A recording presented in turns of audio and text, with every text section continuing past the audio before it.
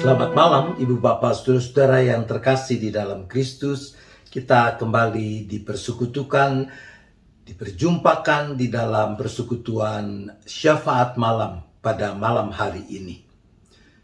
Pedagang kematian itu telah mati.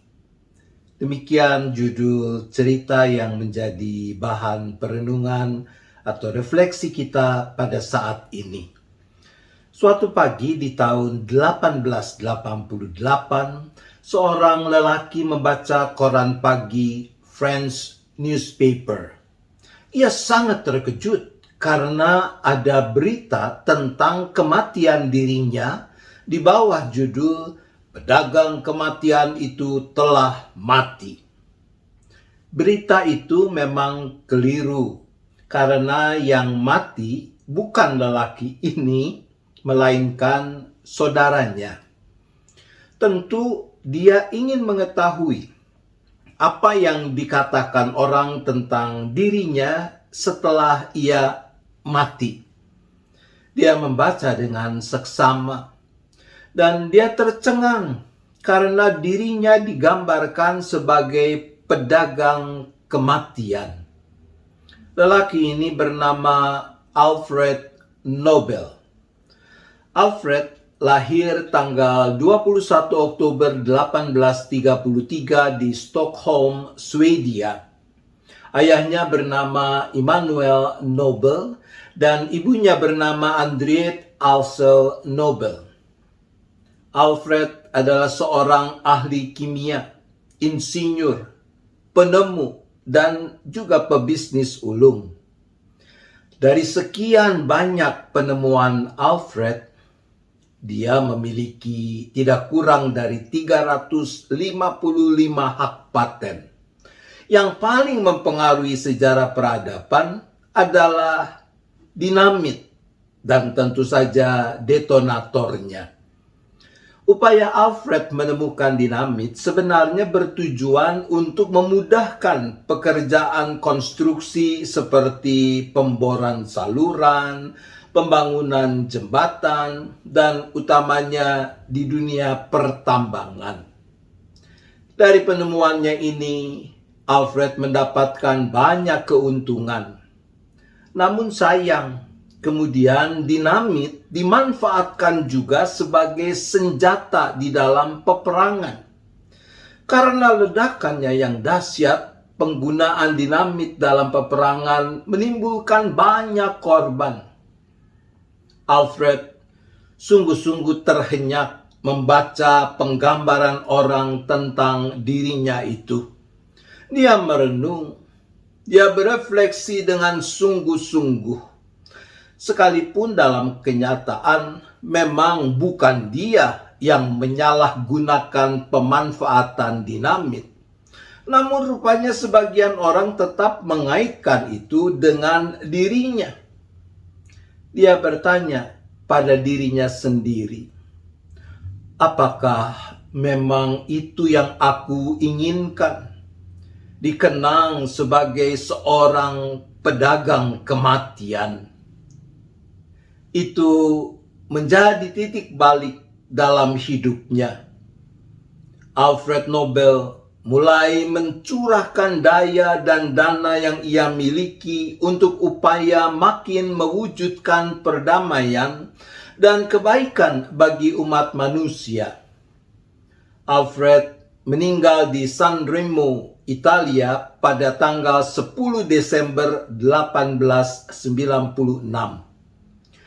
Dalam surat wasiat atau testamen terakhir, ia menulis bahwa ia menyumbangkan 96% hartanya untuk kepentingan kemanusiaan. Ia meminta keluarganya ikhlas mendapatkan 4% saja. Warisan yang jumlahnya lebih dari 2 triliun rupiah itu dijadikan dana abadi untuk setiap tahunnya digunakan untuk memberi hadiah kepada sebagai penghargaan kepada siapapun yang dinilai berjasa paling besar bagi kemanusiaan. yaitu di bidang fisika, kimia, sastra, perdamaian, fisiologi atau kedokteran. Kemudian tahun 1968 ditambahkan bidang ekonomi.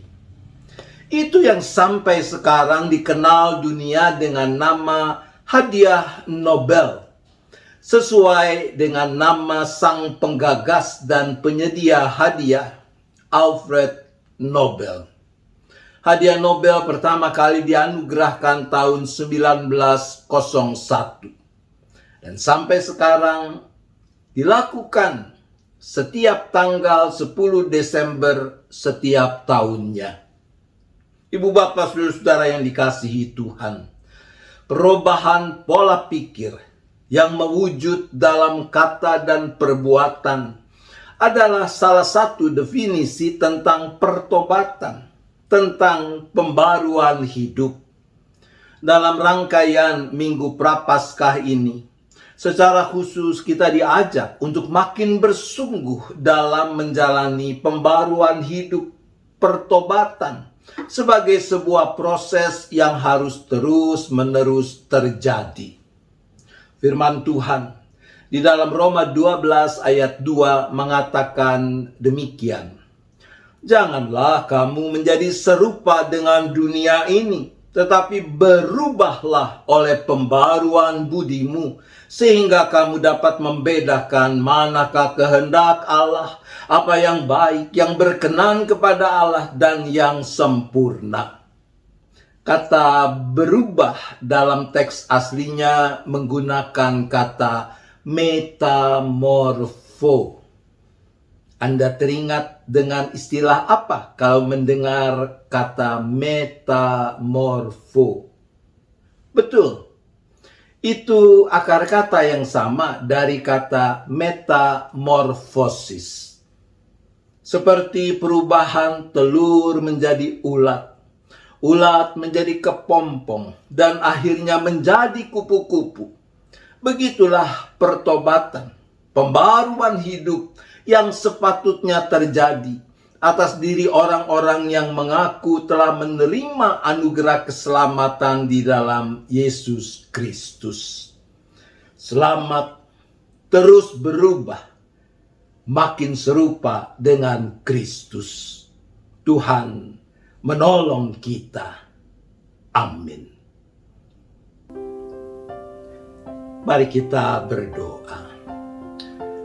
Bapa di sorga, ampunilah kami kalau mungkin kerap terjadi kami mengabaikan tanggung jawab kami untuk terus-menerus menjalani pertobatan, pembaruan hidup.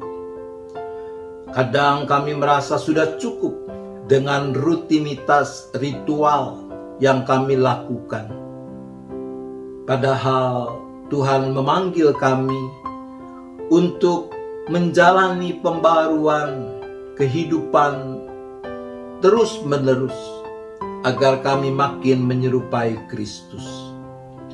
Maka tolong kami ya Bapa, beri kami kekuatan, beri kami kemauan, beri kami kesungguhan untuk mau terus berproses seperti telur yang menjadi ulat, ulat yang menjadi kepompong, kepompong yang menjadi kupu-kupu yang indah. Agar hidup yang kami jalani sungguh-sungguh membawa keharuman bagi nama Tuhan, menjadi berkat bagi orang-orang di sekeliling kami. Karena mereka melihat perubahan yang terjadi dalam hidup kami. Ya Bapa, saat ini kami masih tetap berdoa untuk upaya penyelesaian konflik antara Rusia dengan Ukraina yang telah memakan banyak korban, yang telah membuat sekian banyak orang terusir dari rumahnya sendiri, harus menjadi pengungsi di negara-negara tetangga. Tuhan yang terus berkarya memberikan hikmat kepada semua pihak yang terkait untuk mengupayakan terciptanya perdamaian, upaya untuk menyelesaikan konflik ini secara damai. Tuhan juga yang terus memakai baik negara-negara, lembaga-lembaga, tapi juga perorangan-perorangan menjadi alat-alat damai sejahtera Tuhan untuk menunjukkan belas kasihan Tuhan atas diri para pengungsi ini. Ya Bapa, kami juga tetap berdoa bagi umat manusia yang pada umumnya masih bergumul dengan pandemi yang belum juga usai ini. Sekalipun di cukup banyak negara, termasuk di negara kami, sesuai perkembangan yang ada, maka ada pemikiran, ada wacana untuk mengubah status pandemi menjadi endemi. Tetapi apapun juga, virus yang merongrong itu masih tetap ada bersama kami.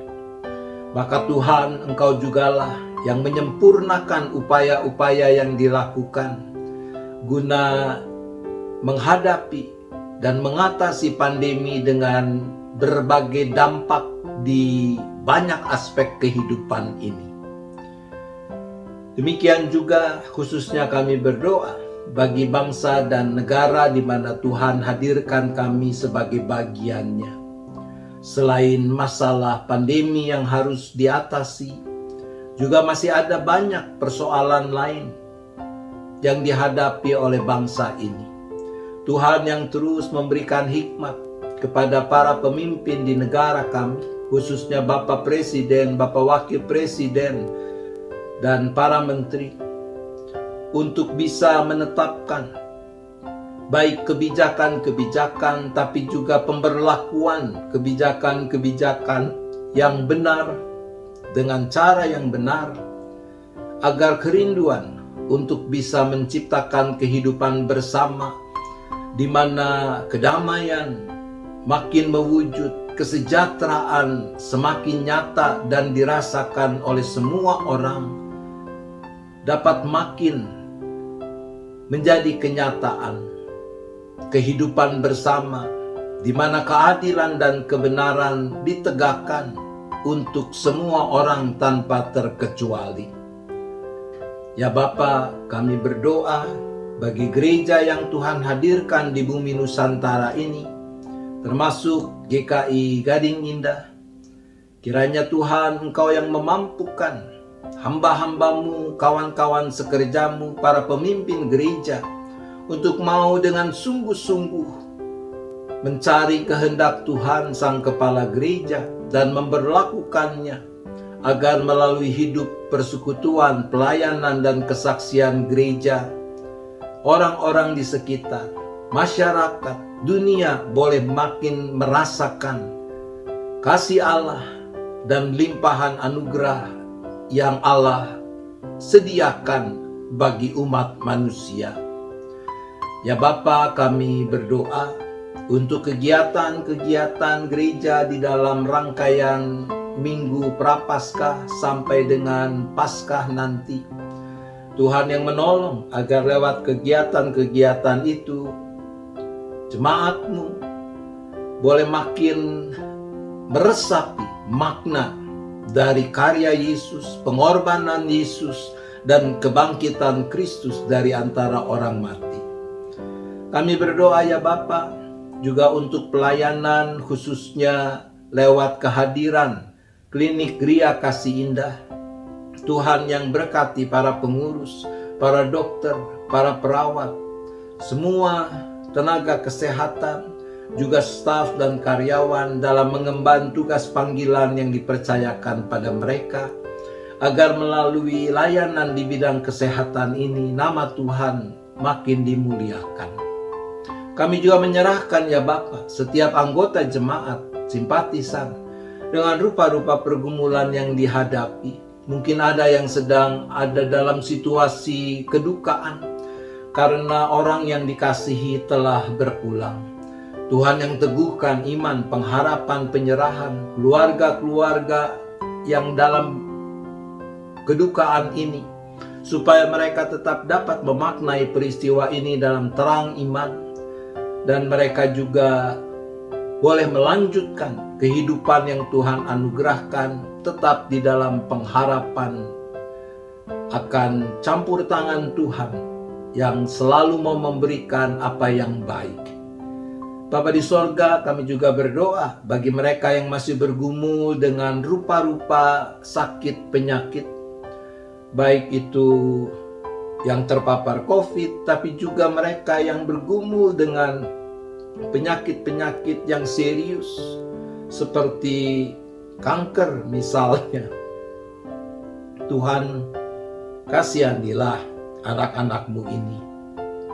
Engkau yang terus menjamah, Engkau sempurnakan upaya-upaya pengobatan yang dilakukan.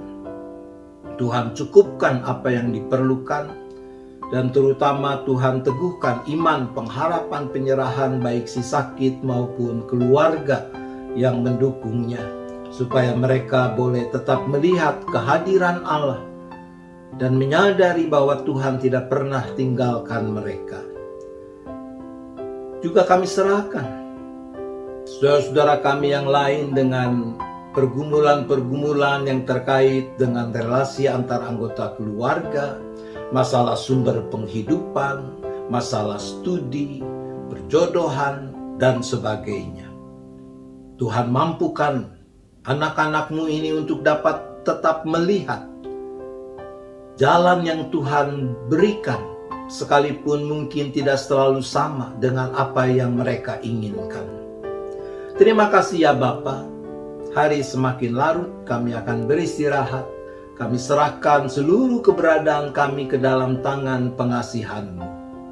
Kami memohon hanya di dalam nama Tuhan Yesus Kristus. Amin. Selamat malam, Ibu Bapak, Saudara-saudara. Selamat beristirahat. Tuhan tetap beserta kita. Amin.